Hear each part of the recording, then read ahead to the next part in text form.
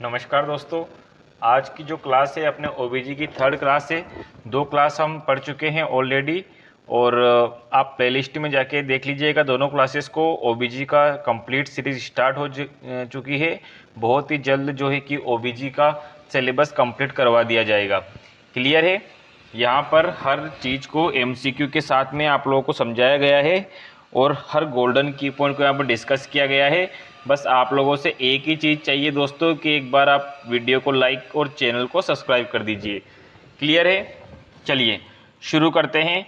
आज का जो मेन टॉपिक है वो मेंस्ट्रुअल साइकिल है। मेंस्ट्रुअल साइकिल पढ़ने से पहले हम थोड़ा प्यूबर्टी के बारे में डिस्कस करेंगे। प्यूबर्टी प्यूबर्टी क्या होती है दोस्तों?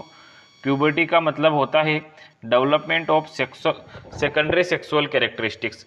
क्या होता है प्यूबर्टी का मतलब? प्यूबर्टी का मतलब होता है development of secondary sexual characteristics, जैसे कि ब्रेस्ट का डेवलपमेंट होना, हेयर की ग्रोथ होना, कहाँ कहाँ पे, under the arm and pubic area.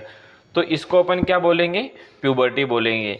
एक और इसकी डेफिनेशन होती है दोस्तों कि convert childhood to adulthood. Childhood से डायरेक्टली एडल्टहुड में कन्वर्ट होना क्या कहलाता है? सॉरी, डायरेक्टली नहीं होता है, उसमें कुछ एज लिमिट क्राइटेरिया होता है।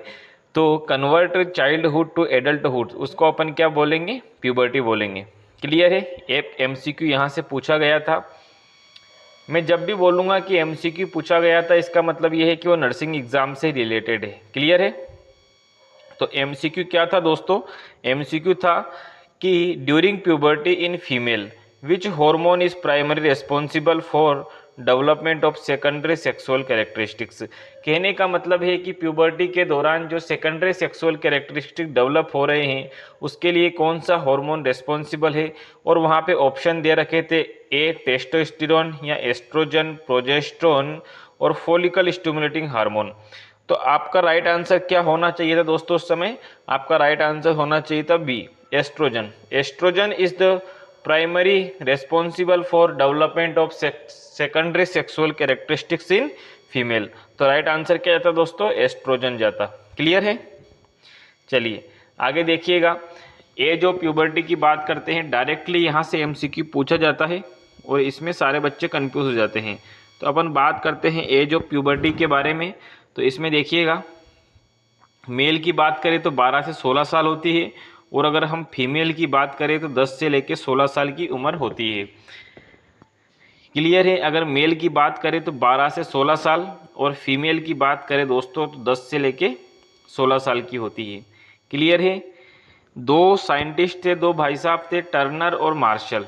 यहाँ से काफ़ी बार एग्जाम में एमसीक्यू पूछा गया है कि टर्नर और मार्शल के अलावा टर्नर और मार्शल के अकॉर्डिंग प्यूबर्टी के साइन क्या थे, और वहाँ पे दे दिया जाता है एक्सेप्ट, इसको छोड़ के। और 3 को अपन को सही करना होता है, 1 को गलत करना होता है। तो ज़रा समझिएगा इस चीज़ को कि टर्नर और मार्शल इन दोनों भाई साहब के अकॉर्डिंग प्यूबर्टी के साइन क्या थे। तो सबसे पहला जो था वो थेलार्की। सबसे पहला क्या था? थेलार्की था। इसमें क्या होता है? Development of breast. इसमें क्या होता है दोस्तों? Development of breast. दूसरा था दोस्तों एड्रीनार्की। एड्रीनार्की का मतलब क्या होता है? Development of axillary hair. Axillary hair का डेवलपमेंट होना, प्यूबिक एक्सिलरी हेयर का डेवलपमेंट होना किसके अंतर्गत आता है दोस्तों? एड्रीनार्की के अंतर्गत आता है। तीसरा होता है प्यूबार्की। प्यूबार्की का मतलब क्या होता है? इसकी टर्म से याद रखो, प्यूबार्की मतलब प्यूबिक हेयर का डेवलपमेंट होना। तीसरा साइन होता है ये। चौथा साइन कौन सा होता है? Increase height. और पांचवा साइन कौन सा होता है दोस्तों? मीनार्की। मीनार्की बोले तो फर्स्ट मेंस्ट्रुअल साइकिल। जो एमपीसीएचओ का थर्ड शिफ्ट का पेपर आया था दोस्तों, उसमें ये पूछा गया था कि मीनार्की का मतलब क्या होता है। तो फर्स्ट मेंस्ट्रुअल साइकिल को दोस्तों मीनार्की बोला जाता है। क्लियर है। यहाँ से एक एमसीक्यू पूछा गया था। यहाँ से नर्सिंग एग्जाम में एक एमसीक्यू पूछा गया था, the first visible sign of puberty in girls. कि गर्ल्स के अंदर फर्स्ट विजिबल साइन कौन सा होगा प्यूबर्टी का। तो उसमें ऑप्शन दे रखे थे, breast development, growth of facial hair, deepening of voice या इंक्रीज इन मसल मास। तो इन चारों में से राइट आंसर क्या होना चाहिए दोस्तों? तो वहाँ पे आपका राइट आंसर होना चाहिए था आंसर नंबर ए, ब्रेस्ट का डेवलपमेंट होना। हमने अभी अभी पढ़ा था ब्रेस्ट के डेवलपमेंट को क्या बोलते हैं दोस्तों? थेलार की। क्लियर है। चलिए एक और क्वेश्चन यहाँ से पूछा गया था। देखिए दोस्तों, आपसे एक ही उम्मीद है कि आप वीडियो को लाइक और चैनल को सब्सक्राइब कर दीजिएगा। हमने हर एक थ्योरी में से उन सभी क्वेश्चंस को भी यहाँ पे मेंशन किया गया है जो प्रीवियसली एग्जाम में पूछे गए हैं। उन गोल्डन की पॉइंट को हम डिस्कस करेंगे जो कि अपकमिंग एग्जाम में पूछे जा सकते हैं। बस आपसे एक ही उम्मीद है कि आप वीडियो को लाइक और चैनल को सब्सक्राइब जरूर करेंगे। यहाँ से एमसीक्यू पूछा गया था कि which of the following is physical changes associated with puberty in male, कि मेल के अंदर कौन से फिजिकल चेंजेस एसोसिएटेड होते हैं। तो फीमेल की हम बात कर रहे हैं तो मेल का एमसीक्यू आया था, तो मैंने यहाँ मेंशन कर दिया है कि मेल के अंदर कौन सा चेंजेस होते हैं। तो ये एमसीक्यू जो है कि एम्स के अंदर पूछा गया था।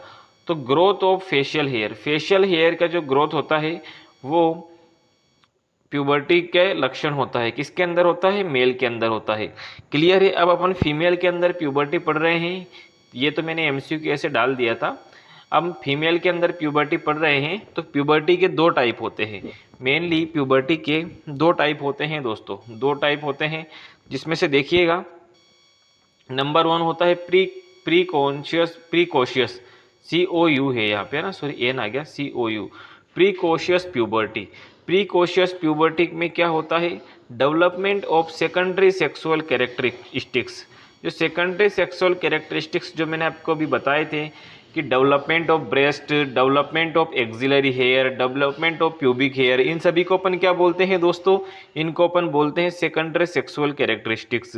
तो ये 10 साल की उम्र से पहले ही अगर ये लक्षण दिखना शुरू हो जाते हैं तो उसको अपन क्या बोलते हैं दोस्तों? प्रीकॉशियस प्यूबर्टी बोलते हैं। यह दो टाइप की होती है दोस्तों, प्रीकॉशियस प्यूबर्टी दो टाइप की होती है। एक होती है आइसोसेक्सुअल। आइसोसेक्सुअल में क्या होता है? इसमें एस्ट्रोजन का लेवल बहुत ज़्यादा इंक्रीज हो जाता है। अगर एस्ट्रोजन का लेवल बहुत ज़्यादा इंक्रीज हो जाएगा दोस्तों तो उसमें जो है कि प्यूबर्टी 10 साल से पहले ही आ जाएगी। क्लियर है। दूसरी टाइप जो होता है इसका वो होता है हेटेरोसेक्सुअल। हेटेरोसेक्सुअल में क्या होता है? इसमें फीमेल में मेल हार्मोन एंड्रोजन का लेवल बढ़ जाता है। इसमें क्या होता है? फीमेल के अंदर मेल हार्मोन एंड्रोजन का लेवल बढ़ जाता है, जिससे फीमेल को PCOD, बोले तो पॉलीसिस्टिक ओवेरियन सिंड्रोम या डिसऑर्डर है ना, पॉलीसिस्टिक ओवेरियन डिसऑर्डर हो जाता है। अगर फीमेल के अंदर मेल हार्मोन का लेवल बढ़ रहा है, इसका मतलब फीमेल में दाढ़ी मूछें आ जाएगी। तो सिम्टम्स ऑफ PCOD की बात करते हैं दोस्तों, तो सबसे पहला लक्षण होता है इसका ओबेसिटी। सबसे पहला लक्षण होता है ओबेसिटी। और मोस्ट कॉमन पूछे, अगर मोस्ट कॉमन लक्षण होता है तो वो होता है दोस्तों हिर्सुटिज्म। हिर्सुटिज्म जो होता है मोस्ट कॉमन लक्षण होता है, किसका होता है? PCOD का होता है। तीसरा कौन सा होता है? Anovulatory. इसमें क्या होगा कि महिला के अंदर ओवुलेशन होगा ही नहीं, है ना। क्लियर है। चलिए अपन देखते हैं कि PCOD से रिलेटेड संबंधित एक MCQ एग्जाम में पूछा गया था नर्सिंग एग्जाम के अंदर कि the diagnostic criteria for PCOD include all except, कि PCOD को डायग्नोस कैसे कैसे कर सकते हैं हम। तो हम महिला को अगर मेंस्ट्रुअल इरेगुलरिटीज़ है, अगर महिला को मेंस्ट्रुअल इरेगुलरिटीज़ है तो हम कर सकते हैं। अगर प्रेजेंस ऑफ ओवेरियन सिस्ट है, अगर फीमेल के अंदर ओवेरी में सिस्ट प्रेजेंट है तो भी हम PCOD का डायग्नोसिस कर सकते हैं। अगर टेस्टोस्टेरोन का लेवल बढ़ा हुआ आता है तो भी अपन PCOD का डायग्नोसिस कर सकते हैं। लेकिन दोस्तों अगर हाई ब्लड ग्लूकोज लेवल है तो ये PCOD के डायग्नोस के लिए सही नहीं है, इससे PCOD का डायग्नोसिस नहीं होगा। तो करेक्ट आंसर क्या जाएगा दोस्तों? उसमें D जाएगा। क्लियर है। ये MCQ एम्स के अंदर पूछा गया था। क्लियर है। यहाँ पे मैंने वही MCQ मेंशन किए हैं जो कि प्रीवियसली किसी न किसी नर्सिंग एग्जाम के अंदर पूछे गए हैं। क्लियर है दोस्तों। चलिए आगे देखिए, एक MCQ और पूछा गया था यहाँ से कि when counselling a patient with PCOD, हम PCOD के पेशेंट की काउंसलिंग कर रहे हैं अबाउट मैनेजिंग सिम्टम, कि हम वो अपने सिम्टम्स को कैसे मैनेज करें। क्या क्या सिम्टम्स थे? उसके हेयर की ग्रोथ हो रही थी, फेस पे हेयर की ग्रोथ हो रही थी, ओबेसिटी हो रही थी और ओव्यूलेशन नहीं हो रहा था, तो उसको मैनेज करने के लिए nurse should educate the patient. अरे पेशेंट को नर्स क्या एजुकेशन देगी? तो option number A weight loss exercise करने की बोलेगी, दूसरा हार्मोन रिप्लेसमेंट थेरेपी की बोलेगी, या कंप्लीट बेड रेस्ट की बोलेगी, या हर्बल सप्लीमेंट की बोलेगी। तो इसमें राइट आंसर जाएगा दोस्तों ए। क्या जाएगा राइट आंसर? ए जाएगा, वेट लॉस और एंड एक्सरसाइज करना। क्यों?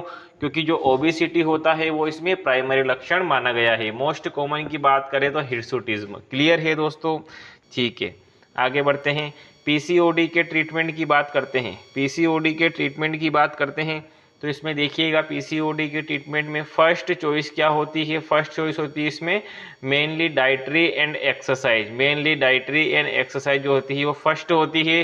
सेकेंडरी चॉइस की बात करें तो स्टेरॉइड थेरेपी, और इसके अंदर क्या दिया जाता है दोस्तों? डेक्सामेथासोन का इंजेक्शन दिया जाता है, ये टेबलेट फॉर्म में दी जाती है। क्लियर है? सेकंड टाइप की बात करें, सेकंड टाइप की बात करें किसकी बात करते हैं? हमने प्रीकॉशियस प्यूबर्टी की बात कर ली, फर्स्ट टाइप था। सेकंड टाइप कौन सा है दोस्तों? डिलेड प्यूबर्टी है। डिले से जो फर्स्ट था प्रीकॉशियस प्यूबर्टी के अंदर जो क्या क्या आ रहा था, उम्र क्या आ रही थी? अगर 10 साल से कम है, 10 साल से कम उसमें उम्र आ रही थी। अगर हम डिलेड प्यूबर्टी की बात करते हैं तो इसमें देखिएगा development of secondary sexual characteristics after 16 years. 16 year के बाद अगर 16 मोर देन 16 ईयर अगर सेकेंडरी सेक्सुअल कैरेक्टरिस्टिक्स जो है कि अगर फीमेल के अंदर आ रहे हैं तो किसके अंतर्गत आएगा दोस्तों? डिलेड प्यूबर्टी के अंतर्गत आएगा। अपन अब बात करते हैं जिसका आप सभी को बेसब्री से इंतजार था, मेंस्ट्रुअल साइकिल के बारे में। मेंस्ट्रुअल साइकिल क्या होती है? इसकी डेफिनेशन देखिएगा। डेफिनेशन थोड़ी लंबी चौड़ी ही मैंने मेंशन किया है यहाँ पे, टेक्निकल इश्यू के कारण ये थोड़ा मतलब इतना सारा गैप आ गया। देखो दोस्तों इसमें इतना सारा गैप आ गया अब टेक्निकल इश्यू के कारण। देखिएगा, फिर भी आप, मुझे पता है आप लोग समझ जाएंगे। डेफिनेशन देखिएगा मेंस्ट्रुअल साइकिल की। It is a visible manifestation of cyclic physiological uterine bleeding. Visible manifestation जो कि अपन को दिखता है। साइक्लिक बोले तो हर महीने आती है, फिजियोलॉजिकल बोले तो ये प्राकृतिक है ना। तो it is a visible manifestation of cyclic physiological uterine bleeding due to shedding of endometrium. अगर एंडोमेट्रियम जो होती है वो यूट्रस की लाइनिंग होती है, अंदर की लाइनिंग होती है, जिससे ही वो टूटती है तो क्या होता है? आउटफ्लो होता है। किसका होता है? पानी का? नहीं दोस्तों, ब्लड का होता है। किसके द्वारा होता है? वेजाइना के द्वारा होता है ना। एक बार वो समझिएगा इसको। It is a visible manifestation. Visible manifestation का मतलब होता है कि जो अपन को दिखता है। क्या दिखता है? साइक्लिक फिजियोलॉजिकल यूटेराइन ब्लीडिंग, हर महीने आने वाली प्राकृतिक यूटेराइन ब्लीडिंग। कैसे होती है? Shading of endometrium. एंडोमेट्रियम जैसे शेडिंग होती है, क्या होता है उसके बाद? Outflow through vagina. वेजाइना के द्वारा आउटफ्लो होता है। किसका होता है? ब्लड का होता है। और ये किसकी वजह से हो रहा है? Followed by invisible interplaying of hormone mainly HPO axis. कौन से हार्मोन की वजह से हो रहा है? एचपीओ एक्सिस हो रहा है। हाइपोथैलेमस, पिट्यूटरी और ओवेरी, इन तीनों के हार्मोन के कारण हो रहा है। एचपीओ एक्सिस के बारे में मैं भी आपको बताऊंगा, ज़्यादा चिंता करने की इसमें आवश्यकता नहीं है। क्लियर है? चलिए एचपीओ देख लेते हैं, थोड़ा एचपीओ के बारे में देख लेते हैं। एचपीओ क्या होता है? देखिए ये क्या रहा दोस्तों? ये रहा हाइपोथैलेमस। ये क्या रहा? हाइपोथैलेमस। ये क्या रहा दोस्तों? ये पिट्यूटरी ग्लैंड है। क्या है? Pituitary gland. ये क्या है? ओवेरी है। ये दोनों ओवेरी है। अब देखिएगा, बात को समझिएगा ध्यानपूर्वक से। जो हाइपोथैलेमस है, हाइपोथैलेमस पिट्यूटरी ग्लैंड को कौन सा हार्मोन सिक्रिएट कर रहा है? पिट्यूटरी ग्लैंड को GnRH, GnRH है ना, गोनेडोट्रोपिन रिलीजिंग हार्मोन किसको सिक्रिएट करता है? पिट्यूटरी ग्लैंड को सिक्रिएट करता है। और क्या बोलता है पिट्यूटरी ग्लैंड को? कि तू एक्टिवेट हो जा, फटाफट काम करने लग जा, और फॉलिकल स्टिमुलेटिंग हार्मोन और ल्यूटिलाइजिंग हार्मोन सिक्रिएट कर दे। तो इसने ये दोनों हार्मोन सिक्रिएट कर दिए। अब ये दोनों हार्मोन जाएंगे ओवेरी के पास। किसके पास जाएंगे? ओवेरी के पास जाएंगे। और ओवेरी को बोलेंगे भाई तू फटाफट से एस्ट्रोजन और प्रोजेस्ट्रॉन सिक्रिएट कर दे। क्या कर दे भाई? तू फटाफट से एस्ट्रोजन और प्रोजेस्ट्रॉन सिक्रिएट कर दे। आया समझ में? नहीं आया मुझे पता है, एक बार और बताता हूँ। क्लियर है? ये देखिएगा, ये भाई साहब क्या है? ये भाई साहब जो है ये है हाइपोथैलेमस। क्या है दोस्तों? हाइपोथैलेमस है ना। और ये भाई साहब क्या है? ये भाई साहब है पिट्यूटरी ग्लैंड। ये क्या है दोस्तों, पिट्यूटरी ग्लैंड है, और ये दोनों क्या है, ओवेरी ही है ना। अब हाइपोथैलेमस भाई साहब ने देखा कि मैं पिट्यूटरी ग्लैंड को इन्होंने GnRH बोले तो gonadotropin releasing hormone, GnRH gonadotropin releasing hormone जो है किसको भेजा साहब, इन्होंने पिट्यूटरी ग्लैंड को भेजा। पिट्यूटरी ग्लैंड को GnRN ने बोला कि तू फटाफट से उठ जा, एक्टिव हो जा और फोलिकल स्टिमुलेटिंग हार्मोन सिक्रिएट कर। कौन सा hormone, follicle stimulating hormone secrete कर। इसने फोलिकल स्टिमुलेटिंग हार्मोन सिक्रिएट किया और लुटिलाइजिंग हार्मोन सिक्रिएट किया। तो ये दोनों हार्मोन कहाँ पे गए साहब, ओवेरी के पास गए। ओवेरी के पास जाने के बाद इन दोनों ने ओवेरी को बोला कि तू फटाफट से एस्ट्रोजन और प्रोजेस्टेरोन हार्मोन सिक्रिएट कर, जो कि किस पे एक्ट करे, जो कि यूट्रस के लाइनिंग पर एक्ट करे और मेंस्ट्रुएशन साइकिल स्टार्ट करवा दे। क्लियर है। तो ये रहा HPO एक्सिस। इसमें H किसको डिनोट करता है, हाइपोथैलेमस को, P किसको डिनोट करता है, पिट्यूटरी ग्लैंड को, और O किसको डिनोट करता है दोस्तों, ओवेरी को। अब इसके बारे में नोट्स के अंदर देख लेते हैं अपने। देखिए हाइपोथैलेमस रिलीजिंग, हाइपोथैलेमस क्या काम करता है, H किसको डिनोट करता है, हाइपोथैलेमस को डिनोट करता है। हाइपोथैलेमस क्या करता है, GnRH गोनेडोट्रोपिन रिलीजिंग हार्मोन जो होता है वो सिक्रिएट करता है। यह यह कहाँ से सिक्रिएट होता है, यह किसके ऊपर एक्ट करेगा, यह एंटेरियर पिट्यूटरी के ऊपर एक्ट करेगा। किसके ऊपर एक्ट करेगा दोस्तों, एंटेरियर पिट्यूटरी के अंदर एक्ट करेगा। दो तरीके की पिट्यूटरी होती है, पिट्यूटरी के दो पार्ट होते हैं, एंटेरियर और पोस्टेरियर, जिसमें से एंटेरियर के ऊपर एक्ट करेगा। क्लियर है। चलिए उससे क्या होगा, पिट्यूटरी ग्लैंड क्या करेगी, अब देखिएगा। अब ये क्या करेगी, ये जो है ये क्या करेगी, एंटेरियर पिट्यूटरी ये क्या रिलीज करेगी, दो हार्मोन रिलीज करेगी। एक FSH रिलीज करेगी, दूसरा जो है कि ल्यूटिलाइजिंग हार्मोन रिलीज करेगी, है ना। एंटेरियर पिट्यूटरी पे जैसे ही उसने एक्ट किया ये दो हार्मोन रिलीज करेगी, एक फॉलिकल स्टिमुलेटिंग हार्मोन, दूसरा कौन सा होता है, ल्यूटिलाइजिंग हार्मोन। यह दोनों हार्मोन ओवेरी पर एक्ट करेंगे। किस पर एक्ट करेंगे, ये दोनों हार्मोन ओवेरी पर एक्ट करेंगे और ओवेरी क्या रिलीज करेगी, एस्ट्रोजन और प्रोजेस्टेरोन रिलीज करेगी। क्लियर है दोस्तों। एस्ट्रोजन और प्रोजेस्टेरोन कहाँ पे जाएंगे, यूट्रस की लाइनिंग पे जाएंगे और मेंस्ट्रुअल स्टार्ट कर देंगे। क्लियर है। एक बार MCQ बना था यहाँ से एक बार MCQ बना था कि abnormality in HPO axis can lead to irregular menstrual cycle and में इंडिकेट। अगर किसी को HPO एक्सिस में क्या हो गया है, प्रॉब्लम हो गया है, तो उसको क्या हो जाएगा, इरेगुलर हो जाएंगे उसके पीरियड्स। तो ये किस चीज़ को इंडिकेट कर सकता है, या क्या क्या ये कोस कर सकता है, तो ये क्या कोस करेगा दोस्तों, इनफर्टिलिटी कोस करेगा। क्लियर है। चलिए आगे देखते हैं। एक MCQ और यहाँ से पूछा गया था, the secretion of which hormone by the hypothalamus initiate menstrual cycle. अरे हाइपोथैलेमस के द्वारा कौन सा सीक्रेट होता है, मैंने अभी बताया कि हाइपोथैलेमस पिट्यूटरी ग्लैंड को मैसेज भेजता है। किसके द्वारा मैसेज भेजता है, GnRH गोनेडोट्रोपिन रिलीजिंग हार्मोन के द्वारा मैसेज भेजता है। क्लियर है। चलिए ठीक है, आगे देखिएगा। क्राइटेरिया ऑफ मेंस्ट्रुअल साइकिल की बात करते हैं। मेंस्ट्रुअल साइकिल के क्या क्या क्राइटेरिया होते हैं, तो इसमें देखिएगा आप लोग, HPO एक्सिस जो है कि एक्टिवली कोऑर्डिनेट करना चाहिए, यानी कि गोनेडोट्रोपिन हार्मोन सही से रिलीज होना चाहिए पिट्यूटरी ग्लैंड के द्वारा। फॉलिकल स्टिमुलेटिंग हार्मोन और ल्यूटिलाइजिंग हार्मोन सही तरीके से रिलीज होना चाहिए, और ओवेरी के द्वारा एस्ट्रोजन प्रोजेस्टेरोन सही तरीके से रिलीज होना चाहिए, तो ही मेंस्ट्रुअल साइकिल मंथली चलेगी। अगर ऐसा नहीं होता है तो अभी अपन ने पढ़ा क्या हो जाएगा, इरेगुलर पीरियड्स हो जाएंगे और इनफर्टिलिटी की शिकायत हो जाएगी। क्लियर है। अगर हार्मोन टाइम पर रिलीज नहीं होते हैं तो मेंस्ट्रुअल कंप्लीट नहीं होगा। क्लियर है। दूसरी बात करते हैं क्राइटेरिया के अंदर, endometrium should be responsive of ovulatory hormone. अभी अपन ने बताया कि जैसे ही ओवेरी एस्ट्रोजन और प्रोजेस्टेरोन को रिलीज करेगी तो एस्ट्रोजन क्या करेगा, एंडोमेट्रियम की ग्रोथ करवाएगा, और प्रोजेस्टेरोन क्या करेगा, एंडोमेट्रियम के सेल की साइज बढ़ाएगा। तीसरा जो क्राइटेरिया है वो क्या होना चाहिए, outflow tract must be patent. अरे आउटफ्लो ट्रैक्ट इसको बोलते हैं दोस्तों, वेजाइना को बोलते हैं। अपन ने पढ़ा था वेजाइना क्या है, एक होलो मस्कुलर ऑर्गन है। तो होलो मस्कुलर ऑर्गन है तो उसमें जब ब्लड फ्लो होगा तो उसमें कोई रुकावट नहीं होनी चाहिए। क्लियर है दोस्तों। Important point related to menstrual cycle. Menstrual cycle से रिलेटेड इम्पोर्टेंट पॉइंट को अपन डिस्कस करेंगे। इसके ड्यूरेशन की बात करते हैं तो ये 28 डेज की होती है दोस्तों। कितने दिन की होती है? 28 डेज की होती है। फर्स्ट मेंस्ट्रुअल साइकिल को क्या बोलते हैं? मीनार की बोलते हैं। एमपीसीएचओ के थर्ड शिफ्ट का जो पेपर हुआ था उसमें पूछा गया एमसीक्यू है।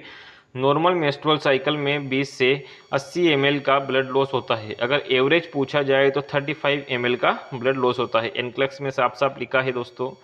मेंस्ट्रुअल फेज किसको बोलते हैं? ब्लीडिंग फेज को बोलते हैं मेंस्ट्रुअल फेज। और ये कितने दिन की होती है? ये कितने दिन की होती है? ये 1 से 7 दिन की होती है। क्लियर है? मेंस्ट्रुअल फेज को ब्लीडिंग फेज के नाम से जाना जाता है। और कितने दिन की होती है दोस्तों? 1 से 7 दिन की होती है। मैं चाहता हूं कि आप एक बार वीडियो को लाइक और चैनल को सब्सक्राइब कर दीजिए। वीडियो की ओबीजी की एक यही सीरीज आपके प्लेलिस्ट में बहुत जल्दी पूरी क्लासेस अपडेट हो जाएगी। Thank you.